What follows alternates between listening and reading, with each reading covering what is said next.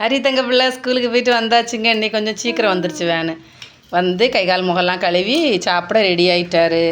இன்றைக்கி அப்படி குட்டி தான் சாப்பாடு போடுறா. என்னன்னா இன்றைக்கி சாதம், அப்புறம் சாம்பார்.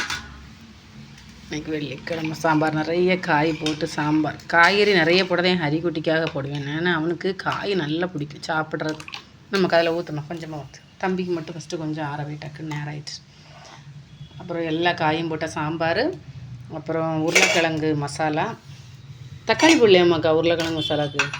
போடல, நல்லா இருக்குல்ல, மெட்ராஸ் ஸ்டைலில் இருக்கும். அப்புறம் முருங்கைக்கீரை பொரியலுங்க. இவ்வளோதான் இன்றைக்கி மதியானம் சாப்பாடா. அந்த காலில் அரைச்ச தேங்காய் துவையலும் இருக்குது. நீ சடவுனுங்க, அதனால் கரண்ட்டும் இல்லை, ஒன்றும் இல்லை. வீடியோவும் கரெக்டாக எடுத்து எடிட் பண்ணி போஸ்ட் பண்ணவும் முடியலை. இதே எப்போ போட போகிறேன்னு தெரியலை. கரண்ட் வந்ததுக்கப்புறம் தான் போட முடியும்னு நினைக்கிறேன். ஓ ஓ ஓ இந்தா வந்தாச்சு, ரெடி ஆயாச்சு. பார்க்க பார்வை பேர்